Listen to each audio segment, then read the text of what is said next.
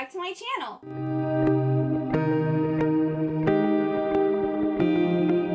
So today we're going to be doing my March TBR. These are my favorite videos to make because I love planning my month of reading. So let's go over first the books that are carrying over from February. So in February I took part in a Polarthon and I got the water prompt. And I initially picked up Atlantia by Ali Condi, and I just wasn't in the mood for this. So I stopped, I put this down, I picked up another book, and I would like to finish reading this. Because it's not that I didn't like it, it was just, it's a dystopian book about these people who live under the sea, and then we have people on land.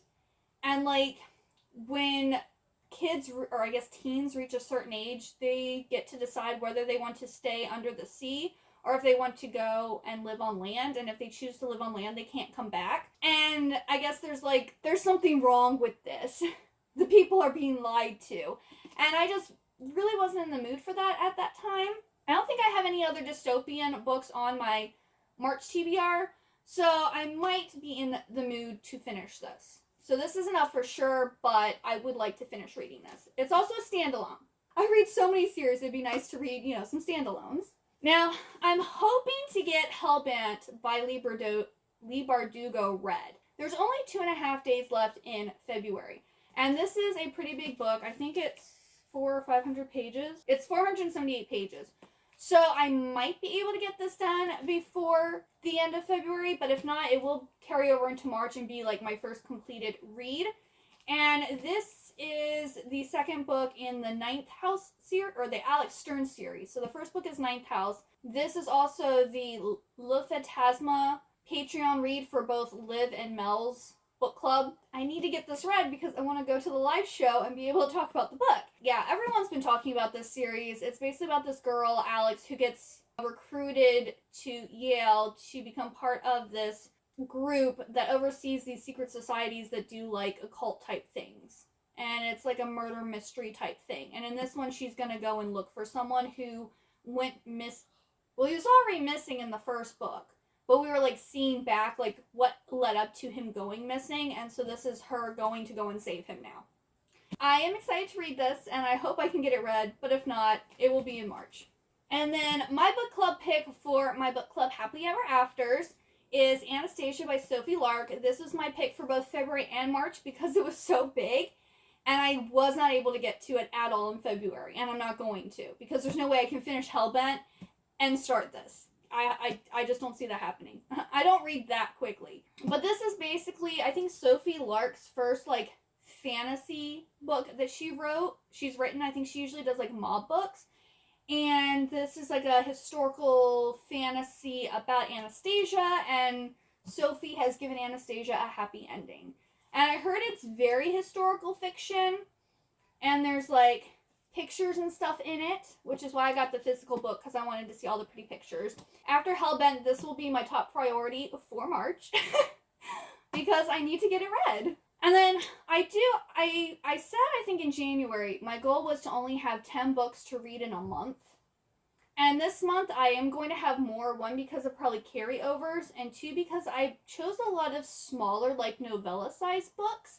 And also, my birthday is in March, and so I'm taking an entire week off for my birthday, so I should have more time to read. That's the hope. So let's go over what else I plan to read. So I have Her Dark Curiosity by Megan Shepherd. I finished the first book in this series, The Madman's Daughter, in February. And I really enjoyed it, and I'm looking forward to the next one. They follow Juliette Moreau, who is the daughter of Dr. Moreau, but each book focuses on a different Gothic novel.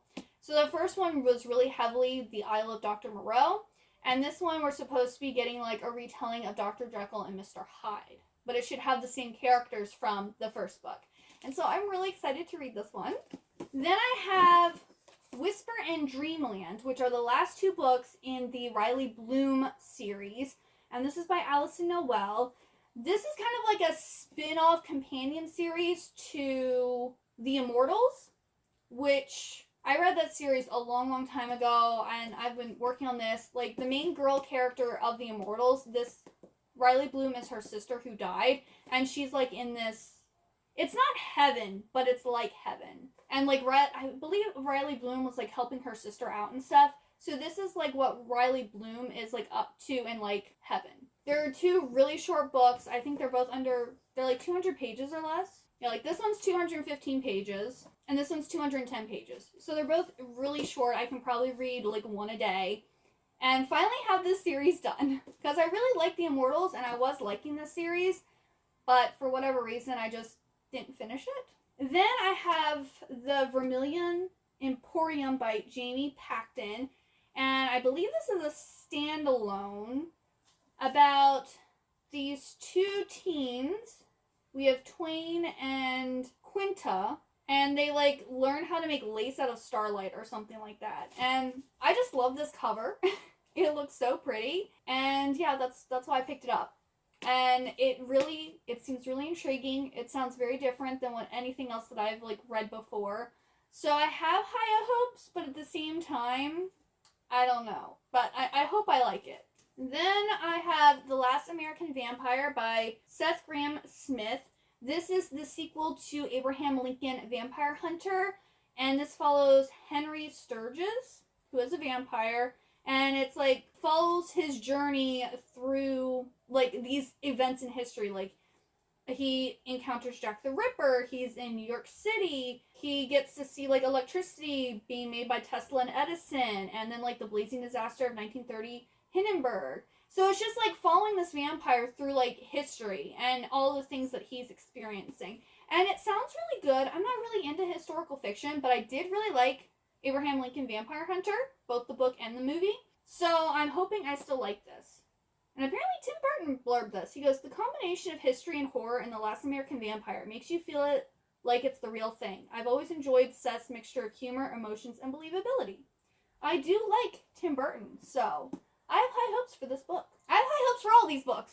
Then I am continuing reading my Fairy Loot books to see if I want to continue with them. And so I'm going to be reading The Darkening. And this one is about a prince and a daughter of failed revolutionaries. And I think they like team up to like maybe save the kingdom or something like that. Not really sure. Like, it sounds interesting, but I'm not completely like interested, if that makes sense. So I want to read it to see if I like it. I'm probably going to listen to this on an audiobook. But yeah, I mean, it's a pretty book. It sounds interesting. I just don't know if it's going to be for me or not. So I want to get it read to see if I actually want to, like, buy the Fairy Loot edition when they come out. Like, the sequel. Because it's not a standalone. It's part of a series. And then, I'm so excited for this one. Emily Wilde's Encyclopedia Fairies by Heather Fawcett. And, like, everyone's been talking about this. It was really hyped up. It was a Fairy Loot book. Fortunately, I don't have the Fairy Loot adult box, so I did purchase the UK edition off of Book Depository. And this is about Emily Wilde, who goes to this little, like, snowy town and is creating an encyclopedia of fairies. And her academic rival also is there in town, and there's, like, a little relationship between them, and she likes to hang out in the forest and, with her dog and just find out about all the fairies. And it just sounds like a little cozy, like, contemporary fantasy type of thing. And so I'm really looking forward to reading this one. If that one disappoints me, I might cry. Then I have Hex by Jenny Fagan. This is a like little novella about this girl who's accused of being a witch, and about a girl from like our time period who goes back, like travels back in time and hears her story. And it looks at how women were treated then and how women are treated now and how things haven't really changed that much. So this one sounds very interesting. Then I have Lost in the Moment and Found by Sean McGuire.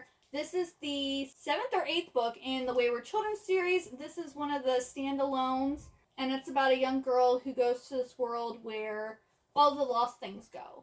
And it sounds really good, and I love this series, so I'm happy that another book came out. Then I have The Last Tale of the Flower Bride by Roshani Chokshi. This is another one that so many people have been talking about. I think I've only seen one person actually has read it so far. Everyone else has just talked about how excited they are for it. But this is a gothic story that also is kind of like a dark fairy tale. It's supposed to be lush and gorgeous. And I recently read Nocturne by Alyssa Weiss, which was like that dark fairy tale, like gothic vibes, and I did really enjoy it. So I'm hoping this is kind of similar to that. This was also compared to Mexican Gothic and The Invisible Life of Addie LaRue, which are also two books that I really, really like. I have high hopes for this one too. So I will definitely be reading this one in March. No ands, ifs, or buts. It will happen. Then I have The End of Oz by Danielle Page. This is the fourth and final book in the Dorothy Must Die series. I've slowly been working my way through this series. I really liked the first book, and the books 2 and 3 were just okay. So I don't know how it's going to wrap up. Once I finish reading this, then I have to read the stories, because they're like short story collections that go with the series too. I've talked about this one a lot, but basically this girl, Amy, from Kansas, is also taken to Oz, and she's given the task to kill Dorothy, because Dorothy has become a villain. That's the gist of it. And then the last book on this list is one that I have been saying that I was going to read for quite a while now. It's been on my shelf since like 2014. It's the first book in a trilogy, and that is Gilded by Christina Farley. I'm so excited for this book, but at the same time, I just keep on not picking it up, and I think it's because it sounds so good. I'm afraid it's not going to live up to the hype that I have for it, and so therefore I'm like not wanting to read it. I just have it sitting there as a hope that one day I will read it and love it. But this is about this Korean American girl named Jae-Hwa Lee, and she is a black belt in, I believe, Taekwondo, and her father ends up taking her to Korea to live with her grandmother, and we find out that one of her ancestors, like, this god wanted to marry her, and the ancestor was like, no. And so he is going to, like, come, I think, after Jae-Hwa Lee, and I guess try to maybe convince her to marry him or something like that. But yeah, I am super excited for this. This just sounds so good. I love Asian literature. I have a black belt in Taekwondo. So, like, and I also like the whole, like, a god coming to get revenge or, like, to steal a girl away. I don't know. Like, I wouldn't actually want to get stolen away by a god, but, you know. It sounds interesting. And also not only that, but, like, going from, like, America to Korea to live there, hopefully I actually feel like I'm in Korea. Not that I've ever been there, but, like, what I imagine Korea to be like, you know? I finally need to get this. This is one of my 23 books to read in 2023. So I also really need to get on this because I want to read the whole trilogy. Whew. So yeah, that's a lot of books. I think, how many is that? That's 15 books. But hopefully one of them will be mostly done by the time March hits. So roughly 14 books. Not only that, but I also want to read a complete manga series because that's also one of my goals. I'm thinking either Maid-sama or Haganai. I don't have many friends, or I don't have any friends. Those are the two I'm leaning towards. I don't know if I want more of a shoujo or if I want more of an otaku culture. So it's just going to be based on my mood. That's my plan. Also, Emily with Books is doing this like one shelf, one challenge where she draws a shelf number out of this bin. And for a week, she goes and she just reads books from that one shelf. And I was thinking that maybe starting in April, I could do something like this, but like a little different. So instead of like dedicating a whole week to just reading books from a specific shelf, be in my TBR video, pool a shelf and then pick like say 2 or 3 books from that shelf to add to my TBR. Does anyone sound like that'd be interesting? Because I have, like, I can do the top, and then I believe I have 15 shelves between the 3 bookshelves here. Plus I have 3 bookshelves in my other room, like my library / office. So I have quite a few options, and most of, at least the bookshelves are all like categorized kind of by genre, where over in the library / office, it's more like where things fit type of thing. And I do have a lot of read books over there too, so I wouldn't choose books that I've already read. Does that sound like, would that make my TBRs a little more exciting? Because I know last year I was doing the jars where I had like continuous series, finish a series, read an arc, type thing. And that worked pretty well, but I've consistently been like continuing series and reading standalones and like keeping up with that just based on what I'm interested in. But then there's like really no surprise. I'm just fully planning my TBR. So let me know if you like that idea where I can choose like 2 to 3 books randomly during my TBR video so that it's a surprise what I'm going to be reading. And if you like this video, please give it a big old thumbs up. Also hit that subscribe button down below. And if you would like to talk with me more, I do have a Discord channel that I will have the link to down in the description box. And thank you so much for watching. I hope you have a wonderful good day or night, and I hope to see you next time.